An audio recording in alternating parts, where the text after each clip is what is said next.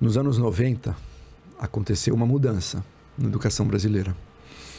Especialmente no governo Fernando Henrique. Você universalizou o acesso ao ensino fundamental. Isso aconteceu. Como era antes? Como era antes.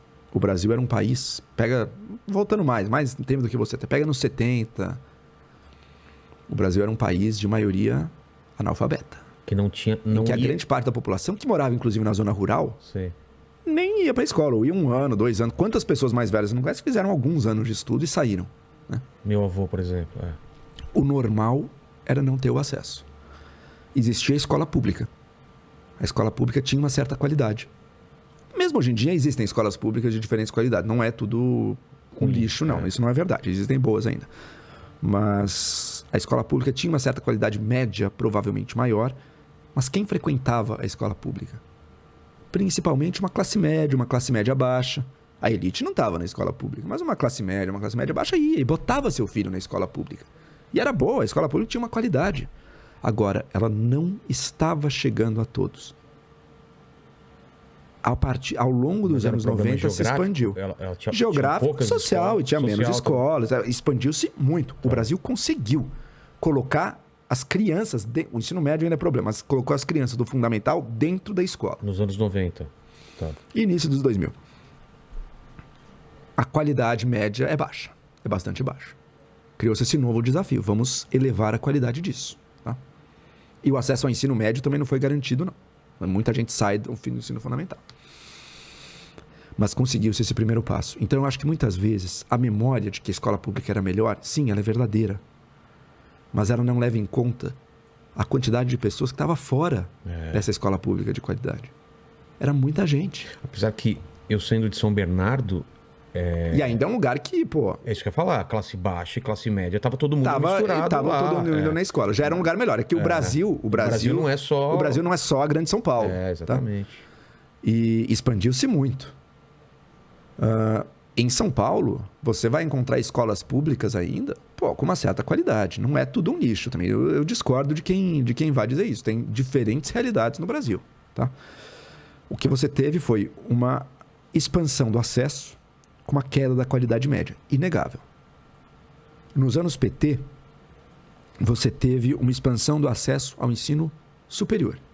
Isso foi verdadeiro. Assim, milhões de pessoas que não tinham acesso. Foram as primeiras pessoas da sua família na história a ir para a faculdade. Aconteceu nos anos de governos PT, isso é verdade. Mas o governo PT não olhou para essa base, para o ensino básico, para a qualidade do ensino básico. Isso não foi feito. Foi para a ponta da pirâmide. Ele foi para cima, expandiu o acesso em cima, o que é verdade, mas não olhou para trás, não olhou para o básico, né?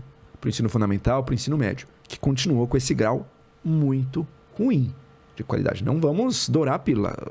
Você pega a educação básica brasileira como um todo, a qualidade é muito baixa. Basta comparar qualquer exame internacional, como o PISA, né? Esse exame da educação. Então, a qualidade é muito baixa. Qual que é o que dá esperança no Brasil? Tem lugar que está conseguindo resolver isso. Você falou com o Ciro, certamente ele falou um monte de Sobral e tudo. Claro. Pô, é verdade. Pessoas conseguiram fazer a diferença.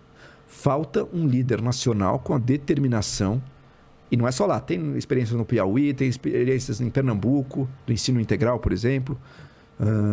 Gozado que muitas vezes são estados mais pobres, né? Mas que conseguiram nessa questão da educação, mesmo em situações de muita carência, resultados excelentes. Então você tem faculdades de ponta.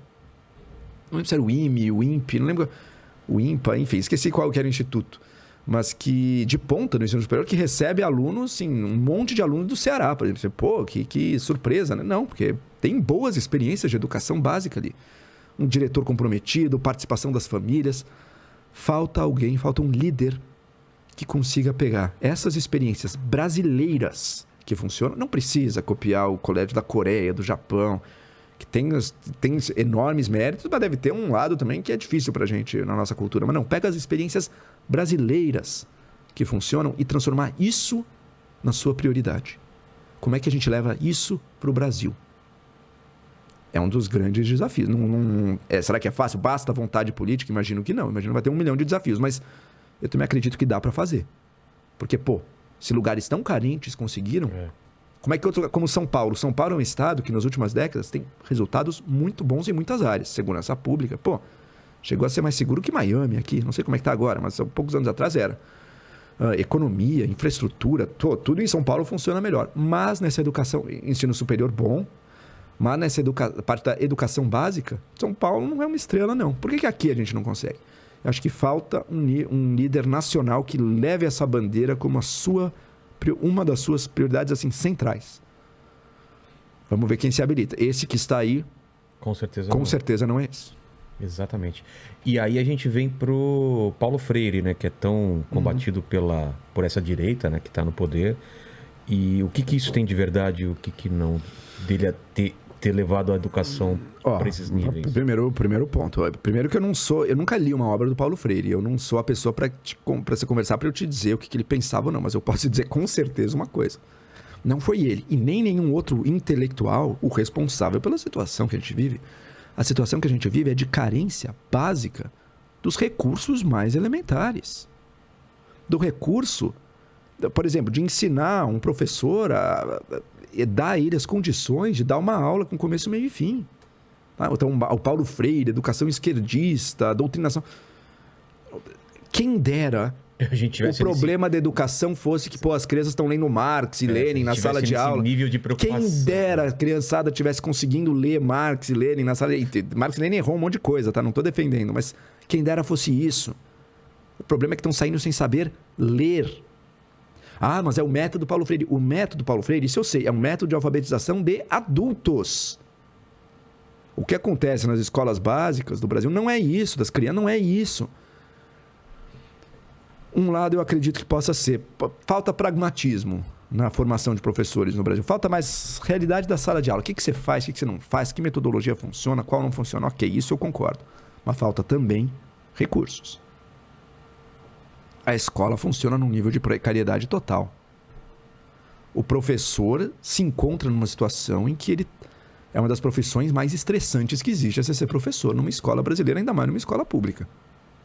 O tipo de carga horária, de demanda, da remuneração, tá pau a pau com o policial. Não vou dizer que é pior do que ser policial, mas olha, o que o professor enfrenta, o que ele tem que cobrir de espaço numa escola, não está escrito também. Nessa situação fica muito difícil ver. E se você parte do pressuposto que o professor é seu inimigo na questão educacional, não dá. Embora os sindicatos de professores, às vezes, também parece que não estão mais preocupados em garantir o pouco que eles têm, que é pouco, do que pensar no sistema como um todo.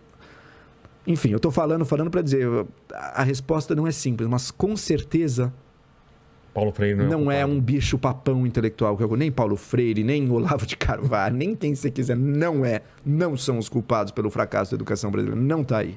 Olavo, qual é a tua relação com